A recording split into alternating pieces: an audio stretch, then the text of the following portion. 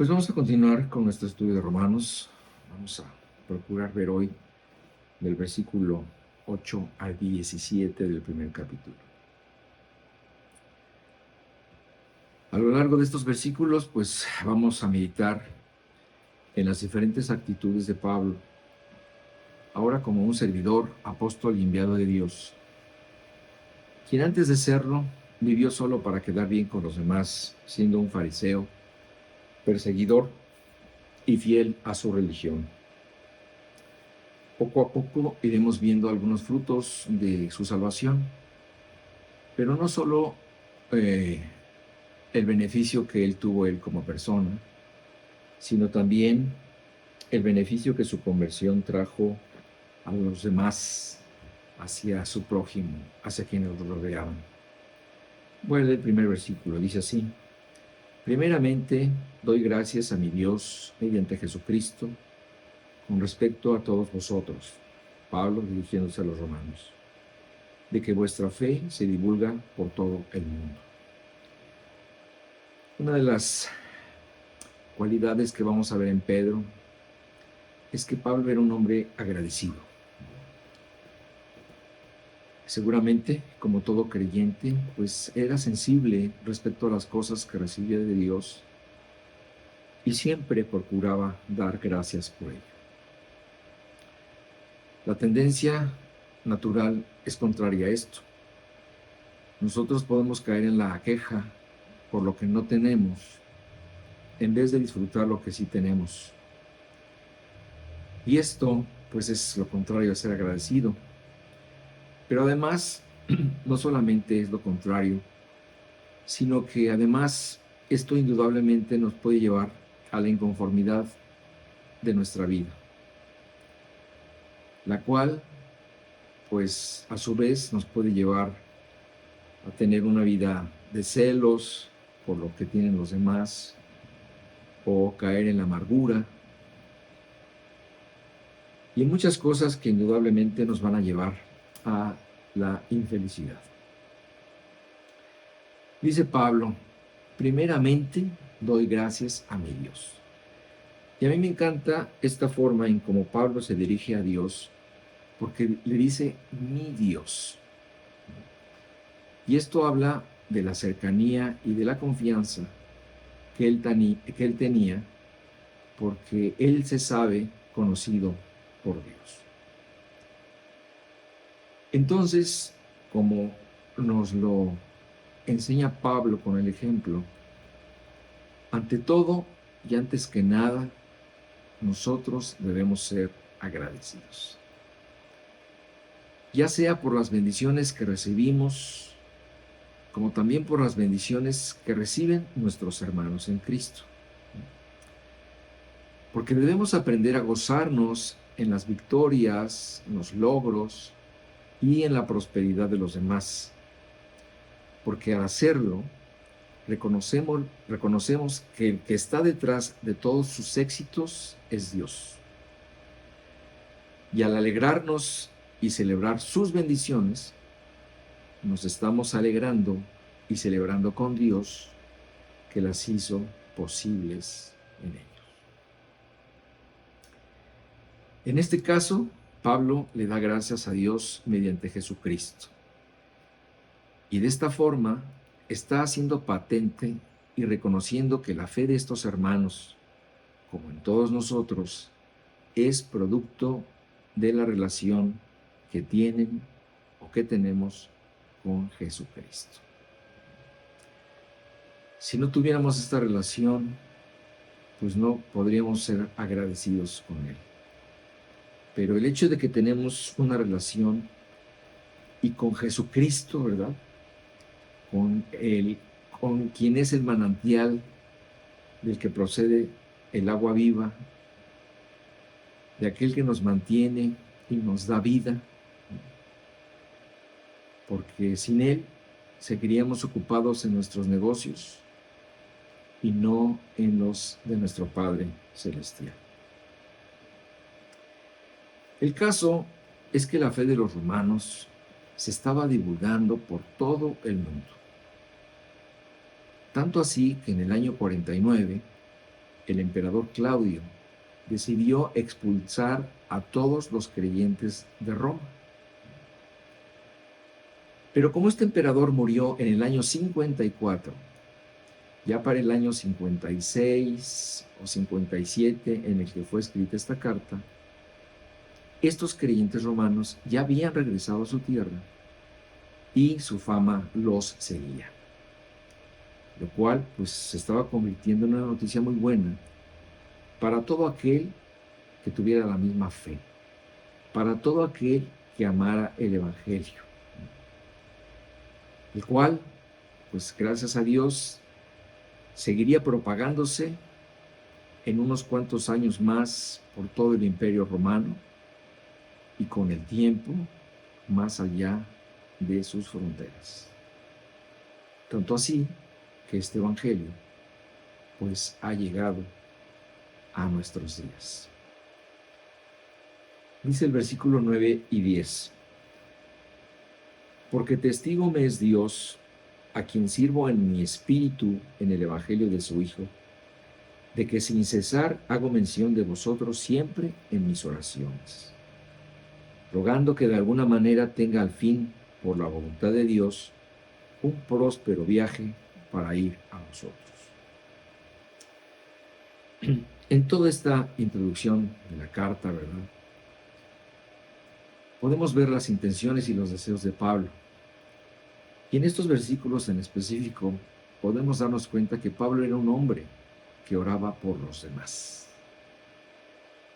Y qué gratificante resulta el hecho de saber que podemos contar con nuestros hermanos en Cristo para que nos apoyen en oración, para que oren con nosotros cuando necesitamos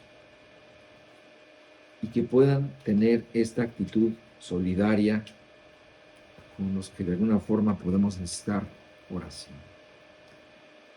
Es verdad, todos los creyentes podemos orar a Dios en lo individual, pero Dios hace una promesa especial para responder la oración de todos aquellos que se unen en un propósito común.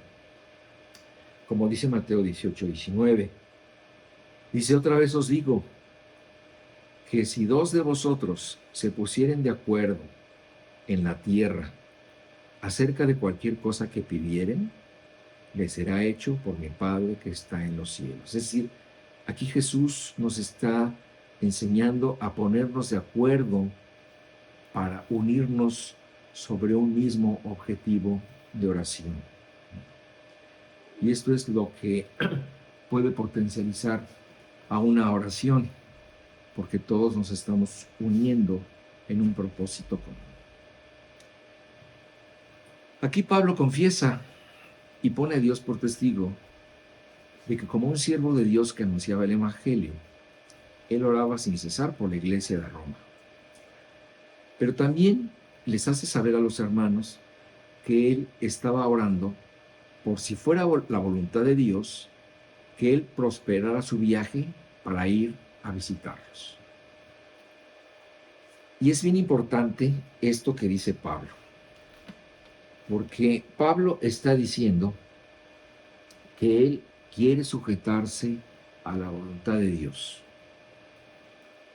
Este es un concepto que él va a repetir muchas veces en las otras epístolas que él escribió, porque él sabía que la clave de la vida está en poner nuestra vida en las manos de Dios y no en las nuestras. Y en esto de la voluntad de Dios hay que saber qué esperar, porque desde que Pablo expresó su deseo de ir a Roma, pasaron 3 años antes de que él pudiera ir a verlos. Y de esta forma, Pablo nos recuerda que la oración correcta que todo creyente debe hacer no es por lo que uno quiera, o cuando uno quiera, o como uno quiera, sino más bien debemos orar por lo que sea la voluntad de Dios para nosotros. sabiendo que ésta es agradable, buena y perfecta. Dice el versículo 11 y 12: porque deseo veros para comunicaros algún don espiritual a fin de que seáis confirmados. Esto es, para ser mutuamente confortados por la fe que nos es común a vosotros y a mí. Y aquí vemos otro aspecto de la personalidad de Pablo, porque Pablo era un hombre generoso. Y según Pedro, la generosidad es la actitud apropiada de cualquier creyente. Dice así en 1 Pedro 5:2: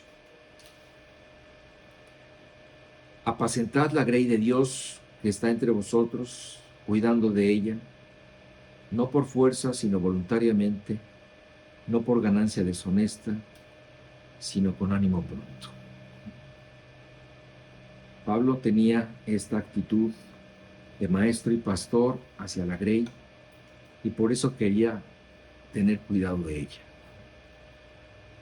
Pablo tuvo siempre, no siempre un amor por ellos, sino también era consciente de que era su deber velar por ellos.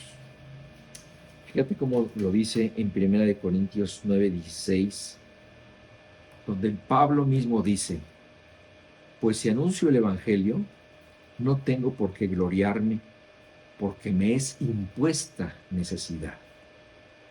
Y ay de mí si no anunciare el Evangelio.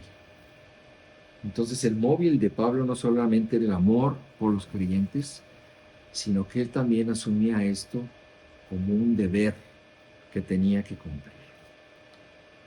Por esta razón, precisamente, él estaba dispuesto a hacer ese viaje de varias semanas en barco desde el puerto de Corinto hasta Roma. No solo para saludarlos, felicitarlos y alentarlos, sino a animarlos a seguir creciendo en la fe. Pero también quería comunicarles un don espiritual. Es decir, este don, como se aclara más adelante en esta carta, consistía en explicarles el regalo de Dios respecto a Cristo. Explicarles las bendiciones, pero además también hablarles de algunos dones específicos, como el don de profecía, de fe, etc. Regalos propios de Dios a esta iglesia naciente, y de los cuales el mismo Pablo hablaría con más detalle en el capítulo 12.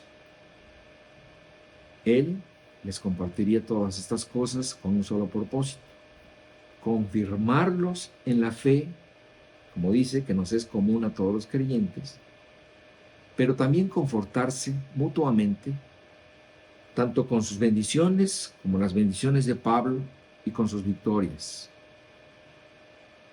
Pero además, con la propia enseñanza.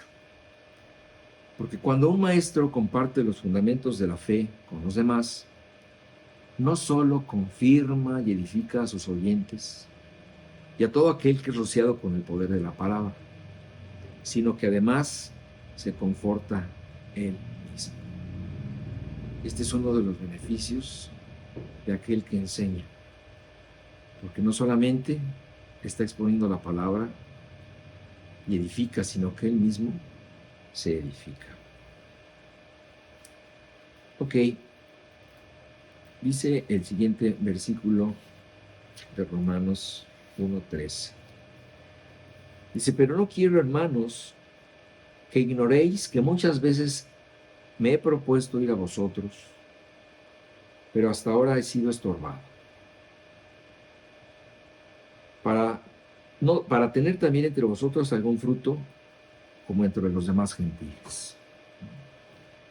Entonces aquí vemos otra característica de Pablo, que él era un hombre dedicado. Él era un hombre dedicado en su trabajo, en el nuevo trabajo que él había adquirido después de conocer a Cristo. En muchas ocasiones, ¿verdad? A través de lo que la Biblia nos enseña, lo vemos levantando ofrendas para los necesitados. De hecho, el encuentro que él tendría, el primer lugar que él tocaría en su viaje sería Jerusalén, a donde llevaría una ofrenda que había levantado. Lo vemos viajando por todos lados, lo vemos exhortando, alentando y en este caso vigilando. Vigilando que el árbol de Roma y de otros gentiles creciera sano. Y la única forma de saber que una vida está sana, pues es supervisando los frutos que está dando. Porque como dijo el doctor Lucas, el fruto lo dice todo.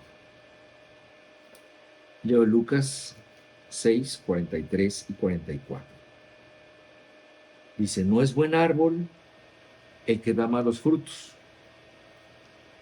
ni árbol malo el que da buen fruto.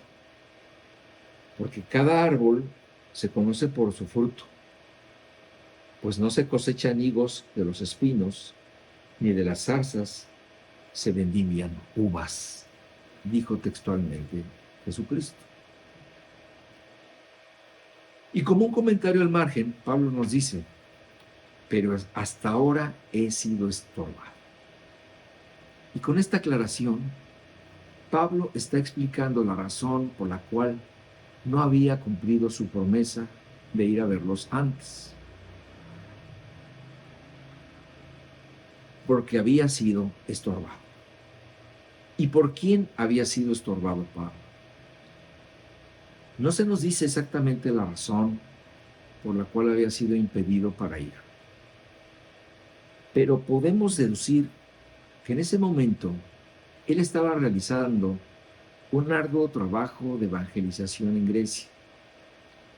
Y tal vez Dios estaba esperando que lo concluyera para poder seguir adelante con la siguiente misión, que sería ese viaje tan importante y tan esperado por Pablo para afirmar la iglesia de aquel lugar que se estaba convirtiendo en un verdadero bastión de la fe.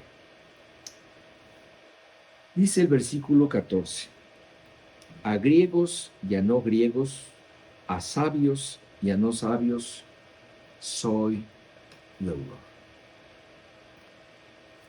Después de explicar el propósito por el cual Pablo iría a visitar a los romanos, él también se toma tiempo para hablar un poco de quién es él, ya que aunque seguramente habían oído de su fama, no lo conocían personalmente. Y esta sería su primera visita a esta ciudad en la que padecería persecución e incluso sería encarcelado. Y entonces aquí notamos otro rasgo importante dentro de la personalidad de Pablo, que él era un hombre responsable. Como apóstol de los gentiles, él estaba obligado para con ellos, ante quienes él se declara como un deudor. En ese entonces, todavía la influencia griega era muy fuerte en la cultura romana. Muchas personas habían sido atraídas por sus dioses, su filosofía y su cultura. Y por esta razón Pablo menciona específicamente que él estaba en deuda con griegos y con no griegos, porque su ministerio estaría dirigido a los gentiles, y entre los gentiles a toda clase de ellos. Recordando que cuando la Biblia habla de gentiles, se dirige a los que no son judíos. Entonces, él estaba dispuesto, estaba en deuda con toda clase de gentiles, con cualquier persona que no fuera judía, porque el ministerio hacia los judíos sería de Pedro, y él se encargaría de buscarlos a ellos. Además, sabiendo que estos griegos, o los afines a ellos, pues tenían la fama de cultos o sabios. Nosotros podemos ver en la historia la intelectualidad de los griegos, siempre buscando desarrollar su cultura a través de su teatro, de sus escritos, de sus filósofos, de sus pensadores. Y pensando precisamente en esta característica de los griegos o de los afines a su cultura, Pablo especifica también que él se dirige a sabios y a no sabios. A ellos también es deudor. Y qué bueno que Pablo dice esto, ¿verdad? Porque desde entonces Pablo está abriendo el abanico de la salvación a toda clase de personas, sin importar nacionalidad o educación. Desde ese momento en el que Pablo está haciendo esta declaración, él está diciendo que el Evangelio está dispuesto para toda clase de personas, culturas, nacionalidades, razas, tribus, naciones. Algo que desde luego también lo hemos visto en beneficio de todos nosotros hasta en la actualidad. Dice el versículo 15: así que en cuanto a mí, pronto estoy a anunciaros el Evangelio, también a vosotros que estáis en Roma. Entonces aquí, con esta actitud, también vemos otra característica muy importante de Pablo. Nos dice que él era un hombre dispuesto. Él era de los que no dejaban las cosas para después. Él siempre estaba presto al llamado de alguien o a la atención de alguna necesidad. Dice que contrario a lo que las películas o las pinturas nos muestran generalmente, ¿verdad? Según los estudiosos del tema, Pablo tendría entre 28 y 32 años de edad cuando se convirtió. Generalmente lo vemos así como un viejito calvo, ¿verdad? Ya casi en las últimas. Pero cuando Pablo se convirtió tendría entre 28 y 32 años de edad. Así que él era un joven vigoroso que dedicó o decidió dedicar su vida a atender con prestancia todas las necesidades de la Iglesia de Dios. Por eso todos los historiadores, ¿verdad?, lo ponen a él junto con Pedro como los grandes pilares de la Iglesia universal. Así que Pablo no había atendido a la Iglesia romana por desidia o por cualquier otra razón. Si hubiera dependido de él, ya estaría con ellos. Porque si se trataba de predicar o de anunciar el Evangelio, lo haría con todo gusto a cualquier gentil que encontrara en Roma. Él estaba puesto, pero antes estaba más puesto a seguir la voluntad de Dios, como lo vimos hace rato. Aunque él sabía de antemano que esta misión no sería fácil, como ninguna misión que él había emprendido, porque él tenía esta característica en su ministerio. Él abría brecha. Él decía que él siempre se cuidaba de no sembrar donde ya hubieran sembrado a alguien antes. Así que él era un abridor de brechas, de camino, de predicar donde antes no hubiera sido predicado. Y este reto representaba algo en especial, porque él, como ciudadano romano, sabía perfectamente que esta era una ciudad inmoral y pagana. Pero no le importaba. Si él podía contribuir en algo, lo haría. No solo para hacer una bendición a los creyentes ya cimentados en esta iglesia, sino también para proclamar el Evangelio donde tuviera oportunidad de hacerlo. Así que solo un hombre como él estaría dispuesto a arriesgarse, sabiendo que a donde fuera encontraría siempre, siempre una oposición, de diferentes formas, pero siempre una oposición. Y en el libro de Hechos, capítulo 20, versículo 22 y 23, él nos habla un poquito de esto.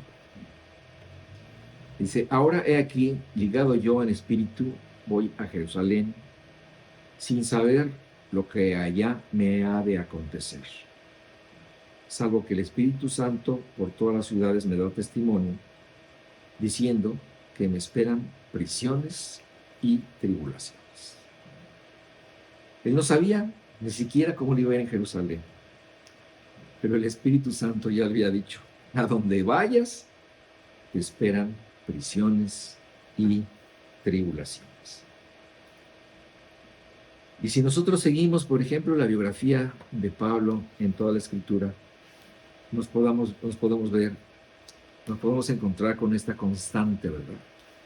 Lo podemos ver en naufragios, en 4 naufragios, lo podemos ver en siendo azotado, siendo apresado,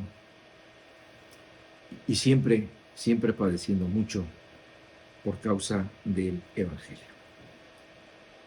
Dice el siguiente versículo, el 16, porque no me avergüenzo del Evangelio, porque es poder de Dios para salvación a todo aquel que cree, al judío primeramente y también al griego.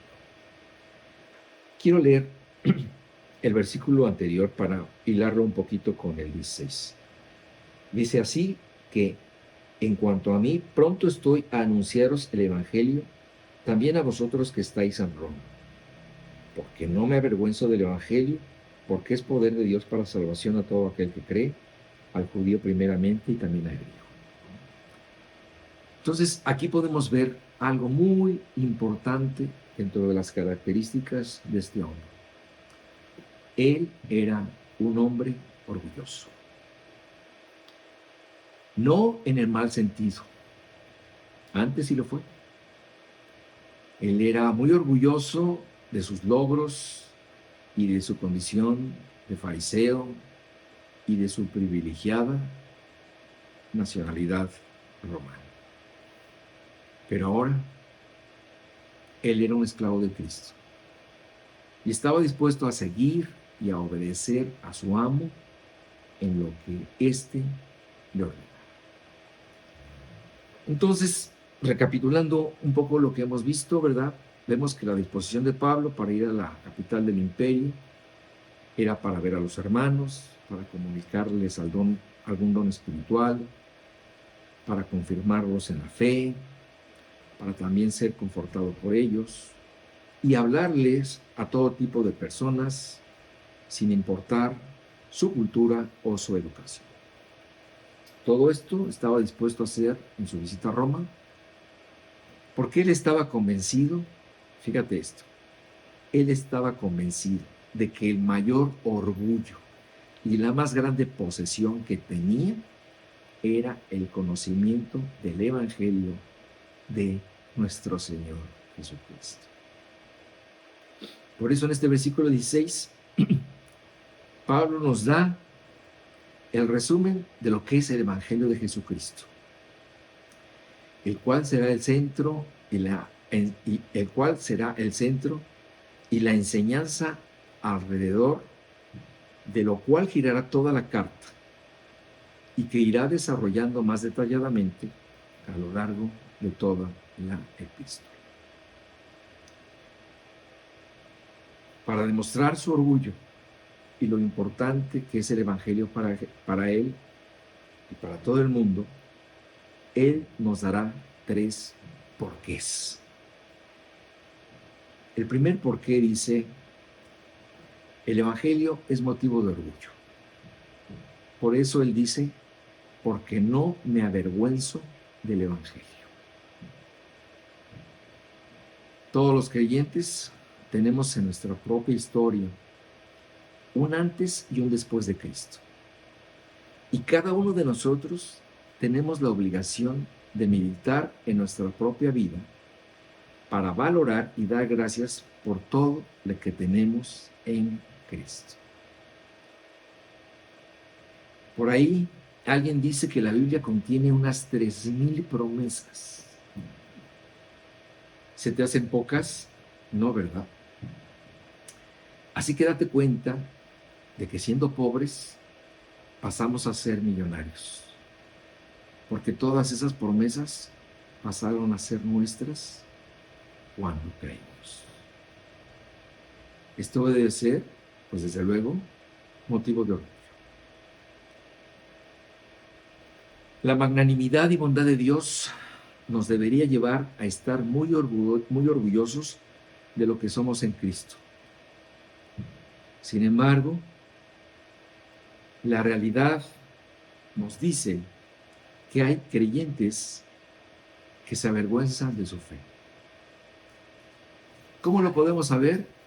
Pues porque no hablan del Evangelio cuando pueden, porque no quieren compartir su riqueza con los demás, porque les da pena o por muchos motivos más.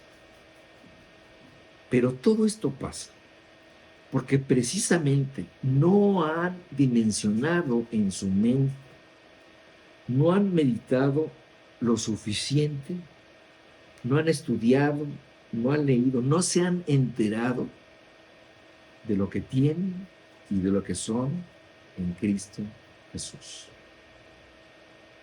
Y esto hace que no tengas ese mismo orgullo que Pablo sentía por el Evangelio, ni tengas el mismo celo de él de compartirlo a diestra y siniestra. Es verdad que la Biblia dice que para los incrédulos, el Evangelio es piedra de tropiezo y es una locura. Pero para un creyente que se precie de serlo, debería de ser motivo de orgullo.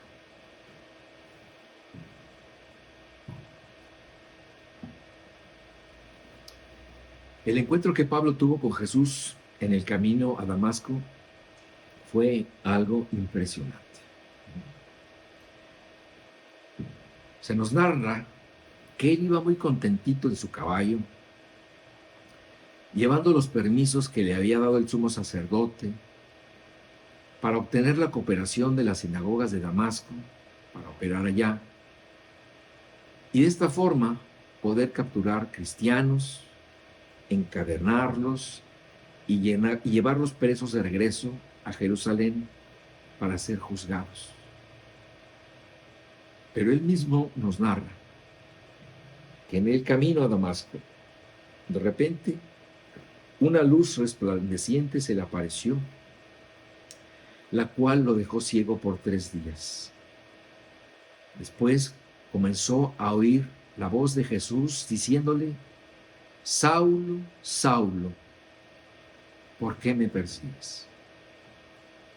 Y este fue el comienzo de una vida nueva, naciendo en el corazón de una persona llena de odio y rencor.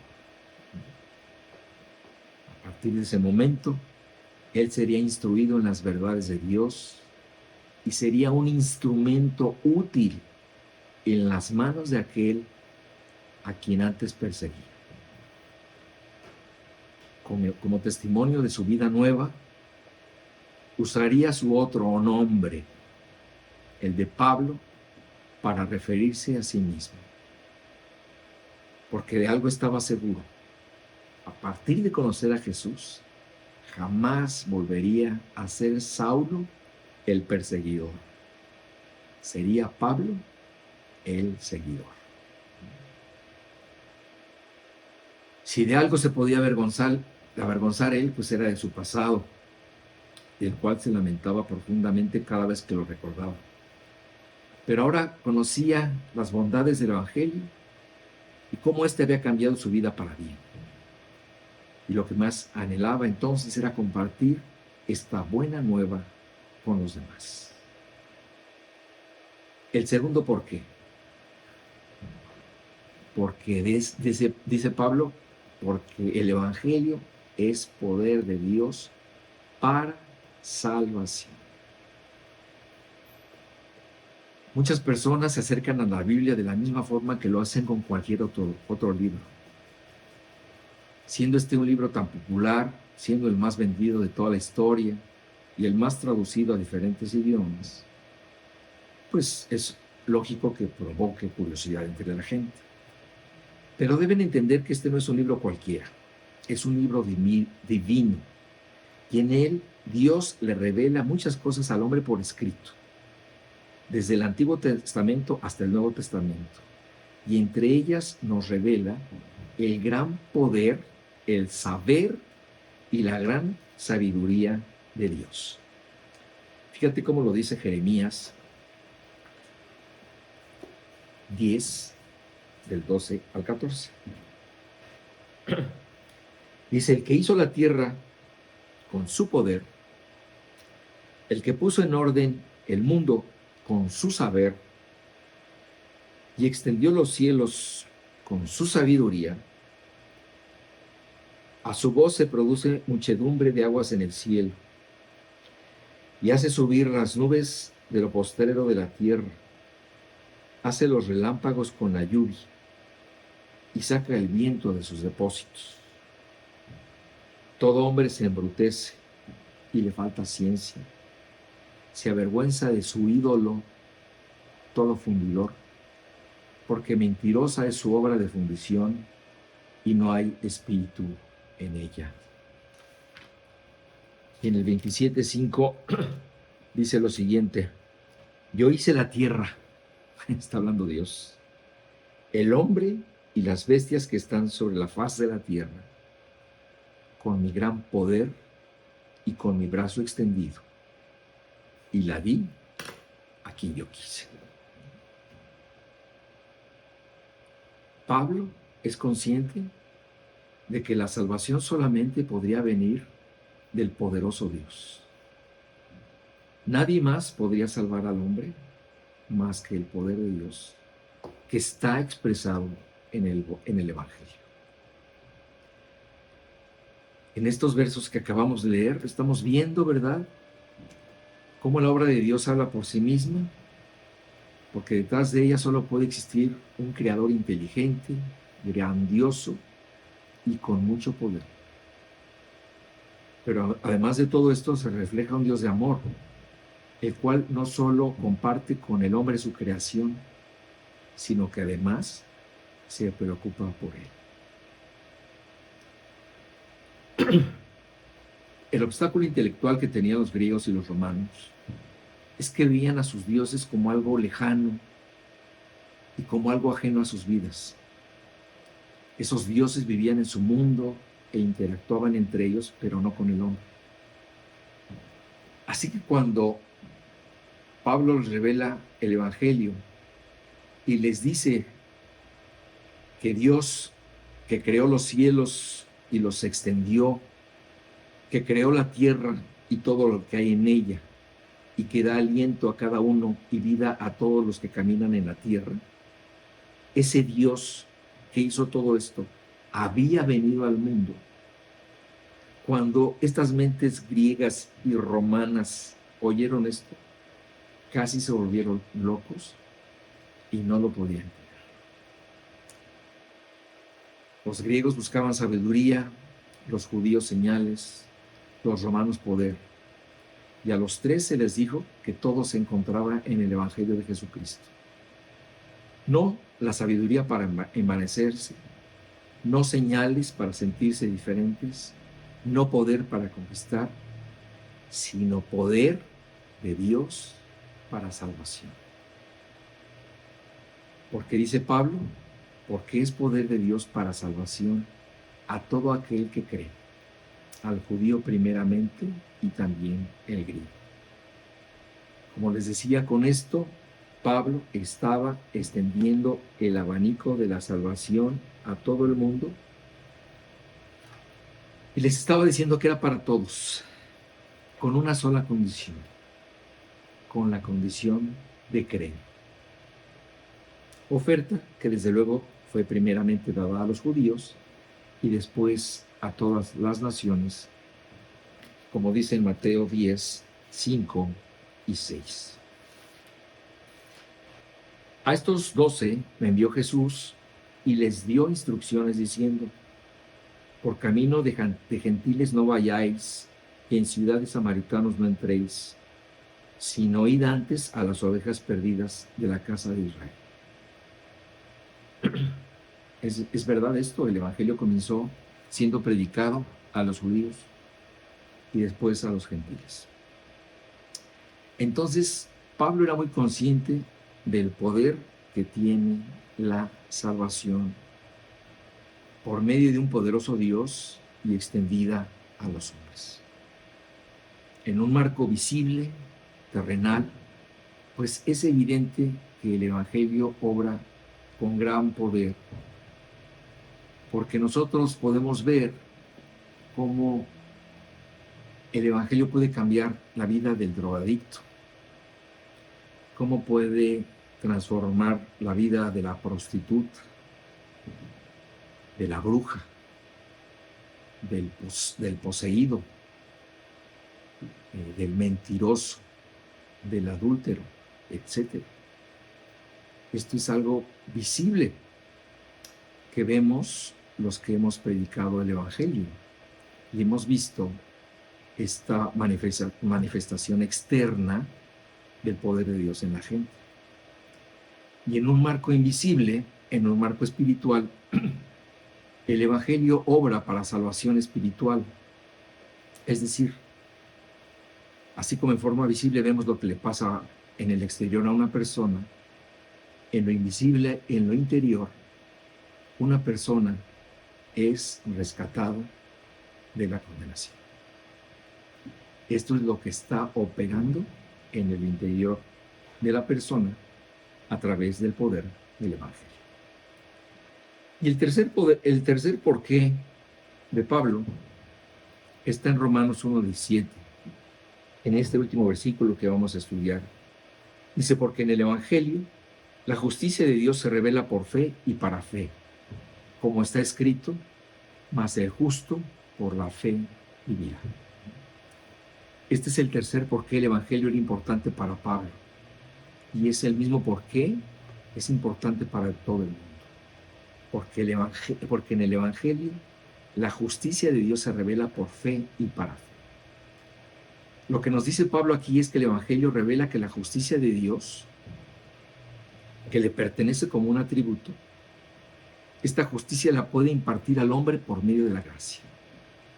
Es por medio de la fe que podemos tener acceso a la justicia de Dios que Él está dispuesto a darnos si creemos en Él. Entendiendo por creer, estar de acuerdo y confiar completamente en aquel que justifica al impío, en aquel Jesucristo que hizo posible la salvación del hombre por medio de la cruz y de su resurrección. La palabra justificación en términos teológicos no tiene el mismo significado que le damos coloquialmente, donde justificar es explicar una conducta o, como dice el diccionario, probar algo con razones convincentes, testigos o documentos. En un significado más profundo, justificar es hacer a alguien justo. Y desde luego esto es algo que el hombre no puede hacer por sí mismo. Esto es imposible para cualquier mortal, pero sí es posible para Dios. Es decir, aquel que es justo te puede hacer justo a ti cuando crees en Él. Déjame leerte cómo lo dice la Nueva Traducción Viviente este mismo versículo. Dice: esa buena noticia nos revela cómo Dios nos hace justos ante sus ojos, lo cual se logra del principio al fin por medio de la fe. como dicen las Escrituras, es por medio de la fe que el justo tiene vida. Así que esta revelación es profunda, porque nos muestra la posibilidad que Dios le da al hombre de alcanzar la justicia que Él demanda para salvarse. Además dice, como está escrito, mas el justo por la fe vivirá. Aquí no se refiere a que el motivo de la vida del creyente será vivir por fe, lo cual es cierto, pero no es lo que está queriendo decir aquí Pablo. Él se está refiriendo específicamente a que el hombre, además de poder llegar a ser justo, también adquiere vida eterna cuando por fe cree en los méritos y los logros del único hombre justo que ha existido, el cual es Jesucristo.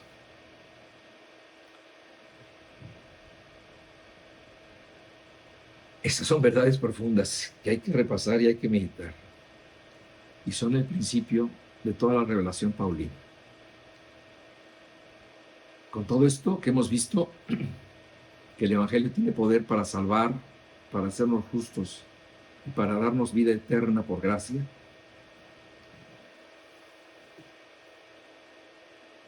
esto lo hace tan grande el Evangelio, lo hace tan profundo que no podemos más que tener orgullo de él. Porque solo aquel que no conoce ni su contenido ni su poder se puede avergonzar de él. Hermanos, que Dios los bendiga. Maranata. El Señor viene pronto.